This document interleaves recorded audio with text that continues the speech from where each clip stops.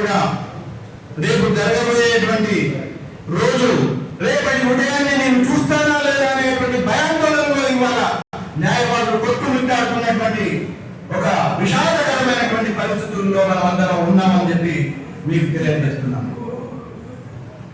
ఈ సందర్భాన్ని మనం ఎంత తీవ్రంగా ఒక ఉద్యమ రూపంలో కనుక మలుచుకోగలిగితే ఇవాళ న్యాయవాదులు అందరూ ఒక ఐక్య సమూహంగా ఏర్పడి ఒక జేఏసీగా ఏర్పడవలసినటువంటి అవసరం ఉంది అని చెప్పేసి మీకు తెలియజేస్తున్నాం.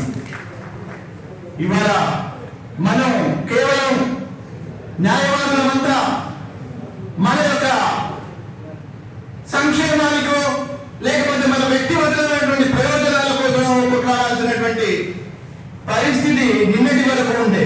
కానీ వాళ్ళ బతుకు పోరాటం మనం బ్రతుకుదామా లేదా అనేటువంటి సమస్య మీద ఇవాళ మనం పోరాడాల్సినటువంటి ప్రత్యేక సందర్భంలో మనం ఉన్నామని చెప్పి మీకు తెలియజేస్తున్నాం. దీన్ని మనం సాధించేంత వరకు రక్షణ చట్టం ఆనాడు ఏ రోజైతే తెలంగాణ పోరాటంలో మనమంతా ఐక్యమై పోరాడామో ఇవాళ అదే తీరులో అదే రీతిలో అదే విధంగా మనం అందరం కూడా పోరు సరిపితే కానీ ఇవాళ ఈ ప్రభుత్వాలు ఈ కేంద్ర రాష్ట్ర ప్రభుత్వాలు దిగిరావని చెప్పేసి నేను తెలియజేస్తున్నాను. మేము చేస్తాము, మేము చూస్తాము, మేము బిల్లు పెడుతున్నాము అంటే ఎప్పటి వరకు ఎంతమంది కావాలి, ఎంతమంది ఈ యొక్క నేలకు రక్తం ధారపోయాలి న్యాయవాదులు అని చెప్పేసి నేను ఆక్రోషంగా ఆవేశంగా ఆవేదనగా అడుగుతున్నాను ఈ ప్రభుత్వాన్ని. ప్రభుత్వం నాకు అందరూ ఇవాళ న్యాయవాదులు లేకపోతే ఏ ప్రభుత్వము లేదు, ఏ ప్రజల సంక్షేమము లేదు, ఏ ప్రజలకు రక్షణ లేదు. అలాంటి రక్షణ కల్పించేటువంటి న్యాయవాద సైనికులకు ఇవాళ ఈ భూమి మీద నిలబడేటువంటి అర్హత లేదా అని చెప్పేసి ఈ ప్రభుత్వాన్ని నిలదీస్తున్నాను. ఈ ప్రభుత్వం ఇంకా ఈ చెవులు మన వైపు తిప్పకపోతే, ఈ ధనం మన వైపు తిప్పకపోతే ఎవరు మన ఆక్రోశానికి జవాబుదారి? ఈ ప్రజాస్వామ్యంలో ప్రజలు రక్షించేది ఎవరు అని చెప్పేసి బల్లబుద్ధి అడగాల్సినటువంటి అవసరం ఉంది అని చెప్తున్నాను.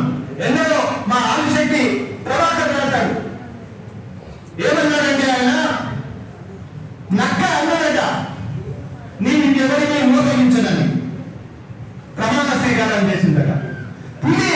పులి పాశ్చాత్యపడిందట, నేను ఏ జంతువును నా జంతువుల ఎవరిని సంహరించనని. కానీ అది విని సాయి మీరేమనుకోకండి, గొర్రెలు ఇంకా పుర్రెలు పుట్టుతూనే ఉన్నాయి అది నమ్మి. ఆ విధంగా ఆ దళానికి రాజకీయ దళానికి మనమందరం గొర్రెలాగా తల ఊపుదామా, వారిని ప్రశ్నించి మన హక్కుల కోసం మన రక్షణ కోసం నిద్రముట్టుదామా అనేటువంటిది మనం చేసుకోవాల్సినటువంటిది ఉంది అని చెప్పేసి మీకు తెలియజేస్తున్నాను. ఇవాళ ఏ ఒక్క రోజు కూడా మనం ఉపేక్షించాల్సినటువంటి సందర్భం కాదు అని మరీ చెప్తున్నాం.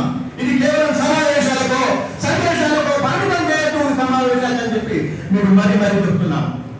తీవ్రమైనటువంటి సమస్య ఉంది ఇవాళ న్యాయవాదుల యొక్క బ్రతుకు సమస్య, బ్రతుకు పోరాటం. దానికోసం మనం అందరం ఏకపక్షంగా ఐక్యంగా పోరాడాల్సిన అవసరం ఉంది.